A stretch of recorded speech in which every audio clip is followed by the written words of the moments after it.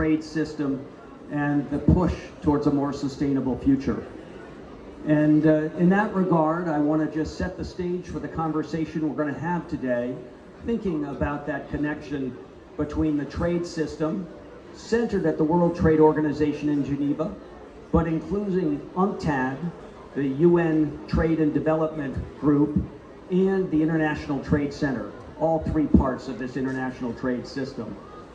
And the work that I want to get into today starts with the challenge you see around us here in Baku. Are we going to pull together a global cooperation effort to bring together the finance necessary to address the climate change challenge? And I think that remains uncertain as to whether that conversation concludes successfully over the next 24 hours or perhaps spilling over into Saturday and taking some overtime to get to a conclusion. But even if that push for a commitment of finance succeeds, we know that the broader issues remain. And I want to just reflect on where we pick up the conversation here in Baku, which is where it was left off last year in Dubai at COP29. And there was a big celebration there around a commitment made by the governments gathered to transition away from fossil fuels. But truth be told, we've said things like that for 30 years. And I reflect on this as someone who is not just a professor at Yale, but someone who's been working on these issues going back to what might be described as COP0, which would be the Rio Earth Summit of 1992. And at Dubai last year, we did have a commitment of governments to move forward. We'll see how firm it is and how far it gets us. But the real story, I think, coming out of last year's gathering in Dubai was other elements of commitment.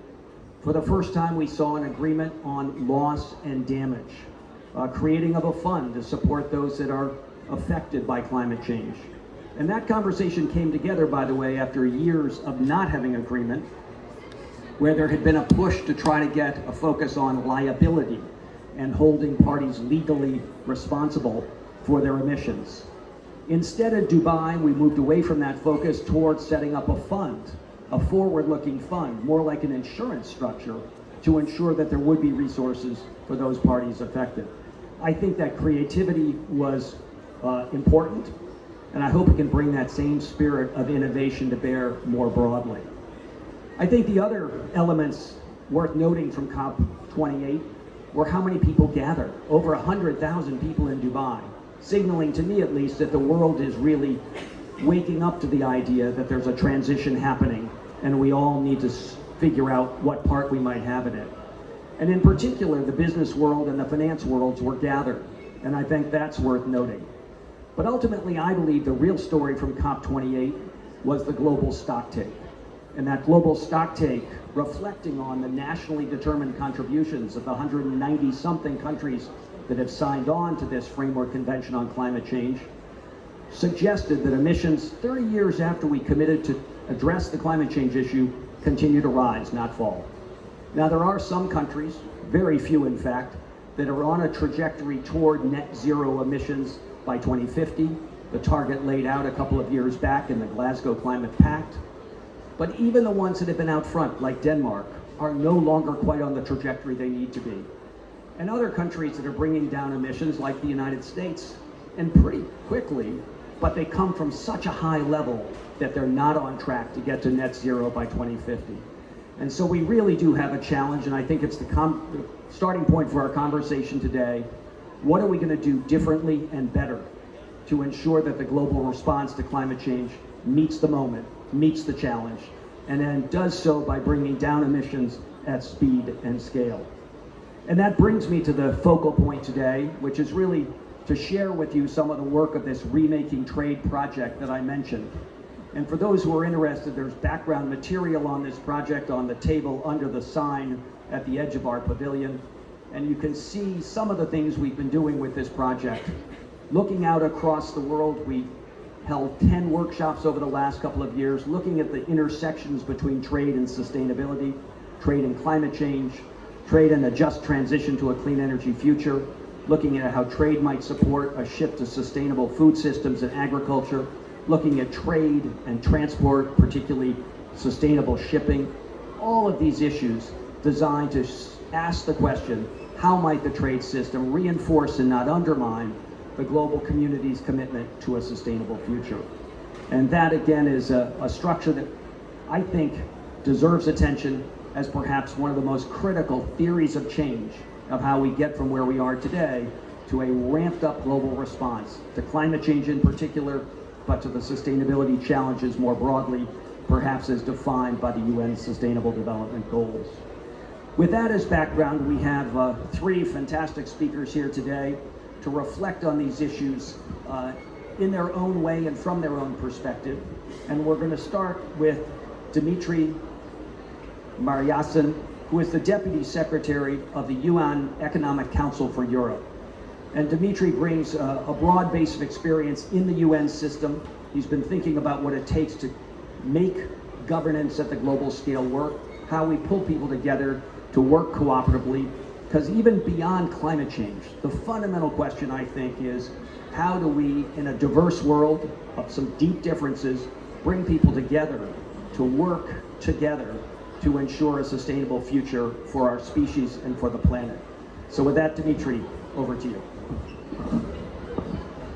Thank you very much, Daniel, and it's a great pleasure for me to be here representing the UN Economic Commission for Europe. We thank the Yale Center for Environmental Law and Policy for inviting us, but also for convening this very timely conversation.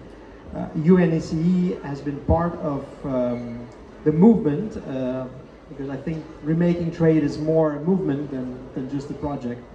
And certainly delighted to be here and talk to you about the very complex nexus of sustainability, equity, and trade. Now, before I do that, maybe just a few words about the organization that I represent. The UNECE is part of the UN Secretariat, so we are part and parcel of the UN, a regional dimension of it. There are 5 regional commissions, we're one of them, set up in 1947 as Europe was trying to make sense of itself after the World War II. And our job back then was to help the reconstruction of Europe, help rebuild ties and trust, and eventually it became a much broader mandate, and today we are a body with many sectoral intergovernmental committees that produce regulation. So our core function, in fact, is regulation. In transport and environment, it's hard regulation. In other areas like forestry, trade, energy, statistics, it's soft regulation, so more policy-making tools. But I wanted to just give you a sense of what kind of UN structure I represent, because there are many different parts of the UN and they all do different things. Not what you're being told on TV, that all of the UN is useless and obsolete. Some parts are actually doing practical work every day, and you are, without knowing it, using UNECE tools, regulations, every single day. For example, when you drive a car, if you look at the window, the back window of your car, you'll see a little circle with an E in it.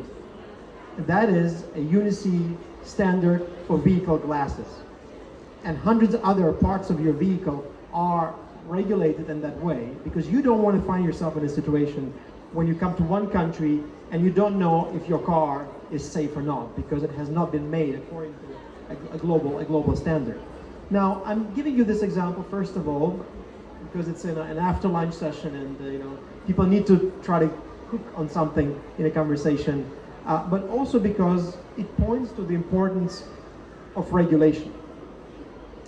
And for me, this is an entry point to talk about the trade system as it is today, and its path to embracing sustainability and climate as a central theme rather than a nice afterthought. Now, regulation is complicated because it requires a lot of give and take. It requires countries to agree to limit, to a certain degree, their sovereignty. It requires companies to limit, to a certain degree, their operating, maneuvering space in terms of the bottom line. And it requires citizens to take some responsibilities on themselves and behave in a certain way. But with it, of course, we're all better off with shared commons and with outcomes that work for everyone, predictability, safety, and preservation of the environment.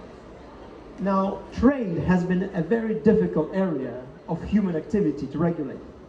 because by nature it is about a creative spirit and going and seeing an opportunity. And traders were the first people who mapped the world. They were the first people who explored the world. They're in fact those who make the world move still today. So the WTO right now is not in its best moment. If you listen to the Director General of WTO, she will tell you that unfortunately we have not been able to build a fully functional multilateral trade system. We rather are moving to a plurilateral trade systems in fact, where different trade alliances coexist and try to interact. This is fact number one. Fact number two, there are strong pressures on the trade community to embrace environmental concerns through regulation. These pressures, however, come with a very strong geopolitical dimension to them and are often seen as an attempt to, well, gain competitive advantage through regulation. And without judging or voicing any opinion in it, many countries say, let's say the European Union's carbon border adjustment mechanism is a fantastic initiative, but we're not ready for it. So what do we say there? The same is true for many regulations that deal, for example, with forestry-based projects and so on. So how do we approach creating incentives for trade to truly embrace sustainability and not as an add-on, not as a mandatory thing coming from somebody, but as something that can be at the core of competitiveness for countries that trade? This is in my view a fundamental question. I'll say just a few things on this. First of all, we need to know what we're talking about when we say trade and climate. And it starts with having more information. And this is where transparency and traceability are so important. We need to know what the value chains are to be able to judge on their carbon footprint. And we need to know what they are from cradle to grave. We need to really understand the full circle. Secondly, we need to map potential of new jobs and new markets for emerging economies in the so-called greener sectors of the economy. Third, we need to recognize that the tag green doesn't just appear because people say it's green or because they use a commonly known association with green. For example, everything renewable is green.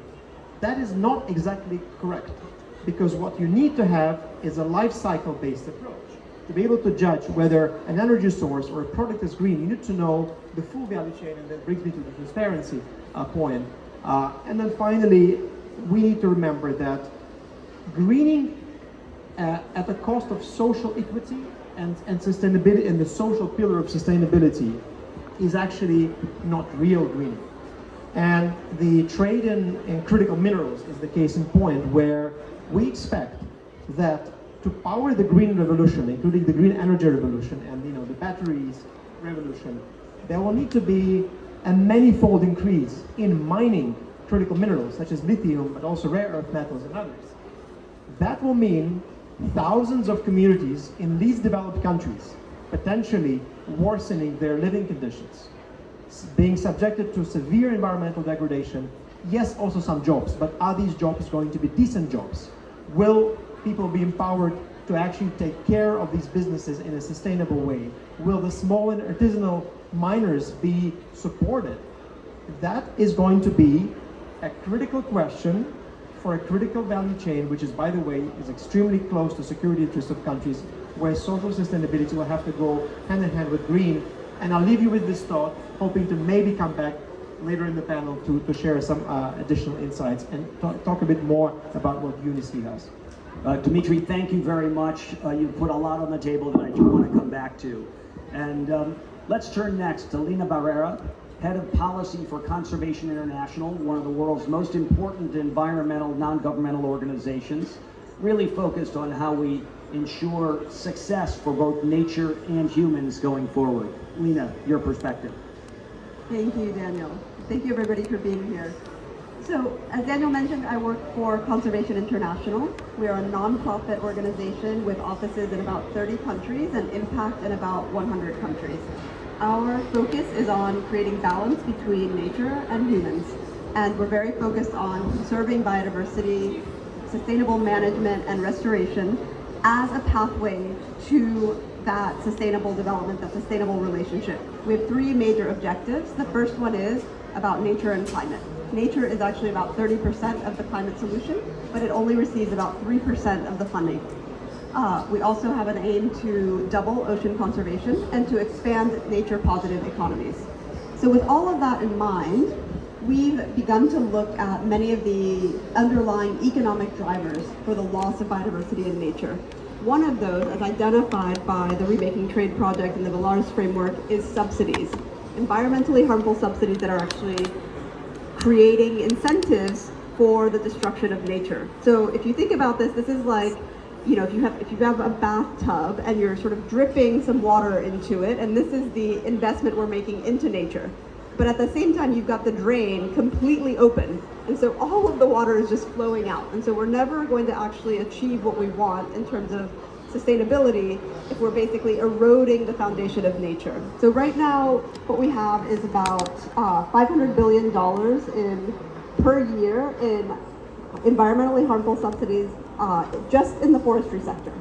There's more when it comes to agriculture and fisheries as well. So we have this massive investment. That's not all the subsidies in the world, it's just the ones that are environmentally harmful. So this massive investment that's actually harming nature.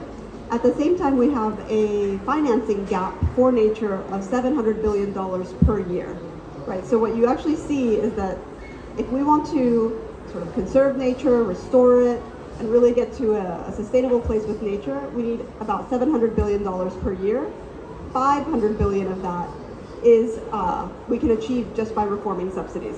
So that's why we've turned our attention to this issue. What we see is that what you really need is these coherent policies, right? So that you don't have the drip and then the drain open, but instead you find a way to close the drain and increase the flow of water at the same time, all while, you know, keeping in mind the social benefit that subsidies are providing, because most often subsidies have not been put in place to damage nature, right? They have a purpose that is meant to support farmers, for example, support local livelihoods, support an industry in a country that is essential to their economic growth.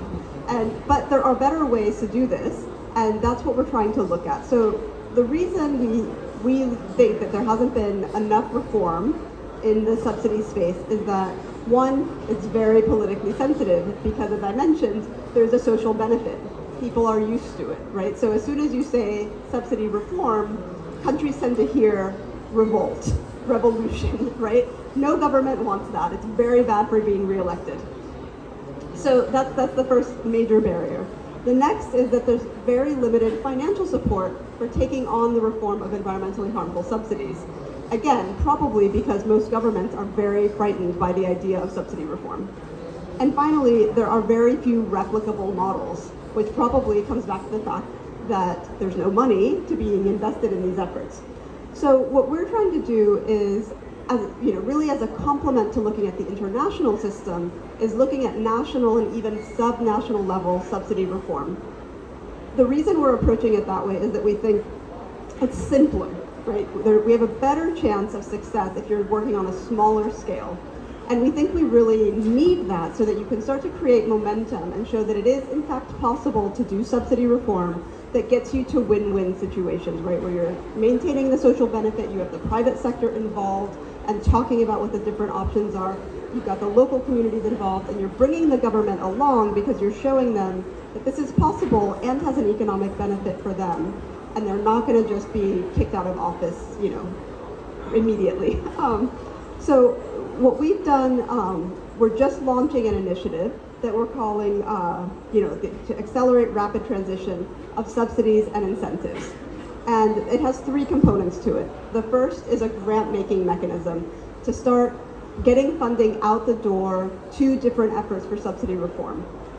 The second is pilots, right? So we want to really get some things moving on the ground and start to get some examples that are hopefully sort of close, right? We want to look at sort of low-hanging fruit efforts.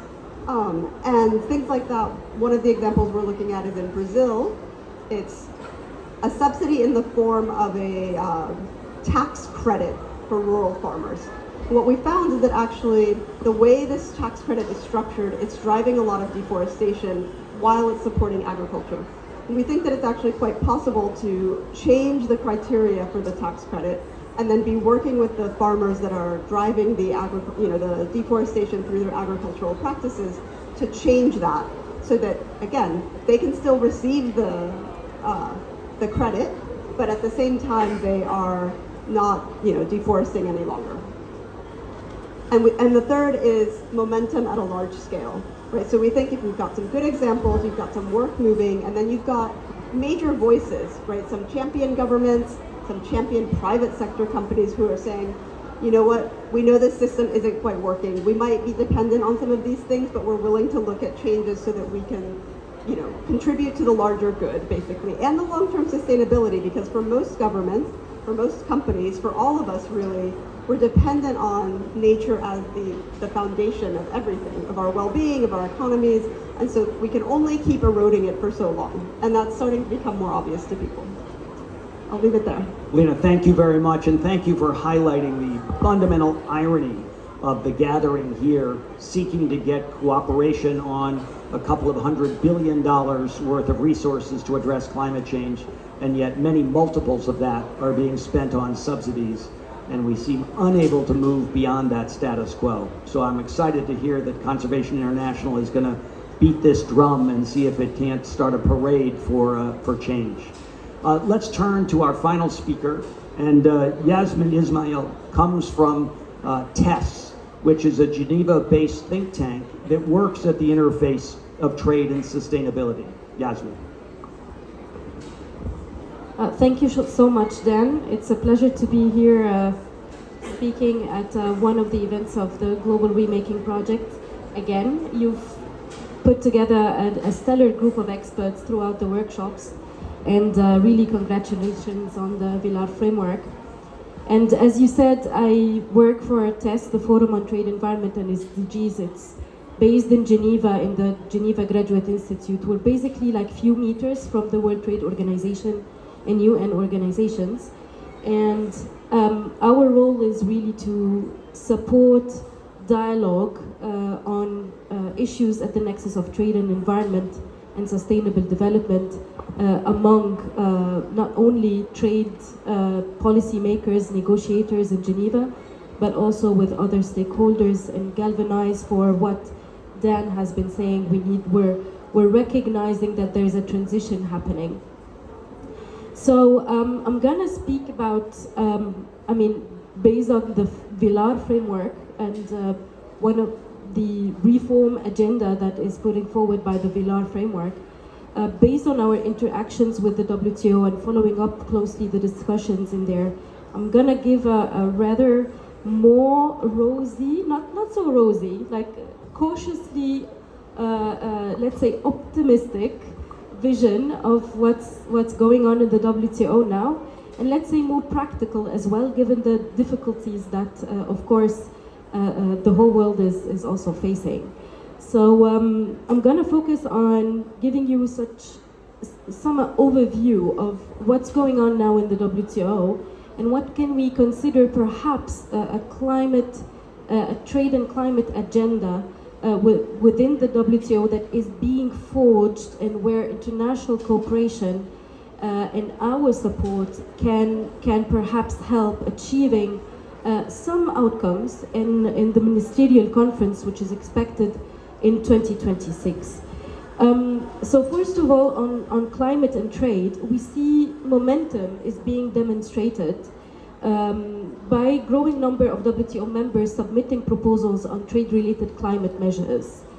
And actually, the proposals are by a variety of countries from different levels of development. So we have US, we have China, we have EU, we have Japan, Brazil, but also we have the Africa group, and we have the African, Caribbean, and Pacific countries, all agreeing on the fact that we need to start discussing trade-related climate measures. And the angles of the discussion are interesting in perhaps forging some principles around how trade-related climate measures can be developed and what principles they need to bear in mind. The Africa Group and also Colombia have been mentioning the importance of considering the development dimension of trade-related climate measures, and these discussions are advancing. There are also proposals by US, Japan, and China on interoperability of trade-related climate measures.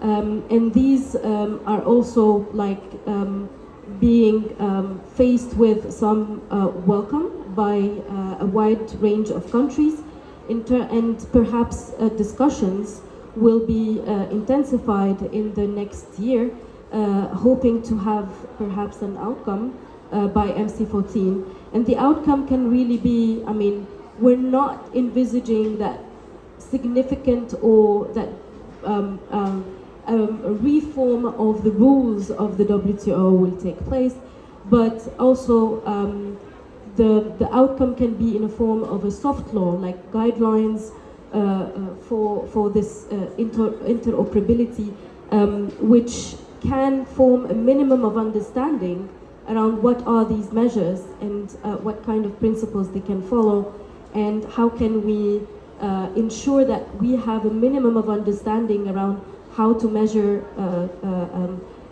carbon emissions embedded in goods. So these are like some positive trends that we believe at TESS that the more we support cooperation between members, the more perhaps we can have like small steps forward that can later on lead to transformative agendas. Another thing is clean energy transition, and there is a strong uptick of interest in the Committee of Trade and Environment, but also the structured discussions on trade and environment among developing and developed countries. And there is a group of middle income and emerging economies within the WTO that see themselves as having interest in ensuring that they are part of the value chains of energy transition and galvanizing for more discussions, including perhaps the facilitating technology and technology access and transfer in order to facilitate this energy transition. So discussions are ongoing, and this group of countries can be one of the champions to lead on this. I will finalize in 1 minute. We have also sustainable agriculture. Another positive development, we have a submission by Brazil in June that is bringing sustainable agriculture very strongly on the table. Members are discussing, or Brazil is discussing with the General Council about having a members retreat, perhaps having a report by senior officials next year, and to really push forward the discussion on sustainable agriculture and perhaps also bring the nature positive aspect of trade. And finally, but not least important, is fisheries subsidies.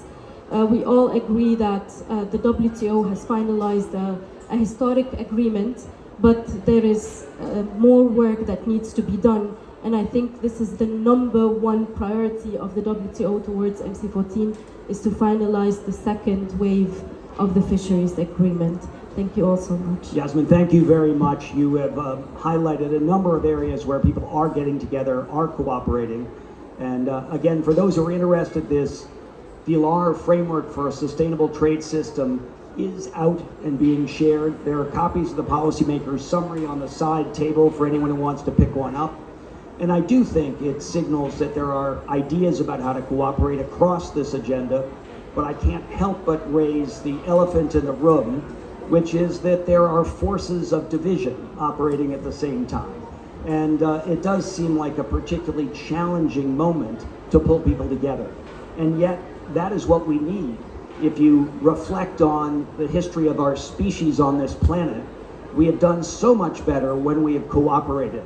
And this is not just in the last 60 years, but really for 30,000 years. And the cooperation really is fundamental to our thriving as a species. And yet, as I say, the current moment seems as challenging as any since the end of the Second World War. So I'm wondering if, despite the positive signs, whether we need to step back and ask, how much of this agenda can we hold on to? And it does seem that the lessons of the 1930s, where people started to put up tariff walls and to try to hold on to their economic gains and not work collaboratively, is a story of some risk. And we have a bad track record of those Smoot-Hawley tariffs that the United States put up, triggering retaliatory tariffs around the world, triggering a global depression, and one might argue leading to the Second World War. And I am wondering whether we can, in the face of similar pressures and threats, and by the way, I'm speaking of not just one country, but a number of places that these tensions are rising, where nationalism is surging, whether we can hope to bring people together. And Dmitry, you pointed out to us the importance of collaboration on things that may seem quite simple, like agreeing on standards. And yet, if you don't have agreement on those standards, we're going to have more range of possibilities for dispute. And I am thinking, as you hinted at, about the European Union's carbon border adjustment mechanism. And in some fundamental ways, the idea that the European Union is putting forward makes a lot of sense. I have said about it that it's conceptually correct, that we cannot afford for any company or any country to get competitive advantage in global markets by underperforming on agreed upon sustainability standards. And that does seem to be correct. And from a policy point of view, as someone who's been thinking about climate change for 30 years, I will say that we have not succeeded otherwise. We have not galvanized cooperation on a basis that all countries move together and all companies move together across an industry towards new business models that are sustainable and address climate change. And yet there are reasons to worry that the European Union's package is not one that's broadly structured the way a UNECE standard would be, but rather represents one party's answer to a hard question. So do you see ways that we can broaden the standard setting to be more cooperative as opposed to what's perceived by some as unilateral in the current moment?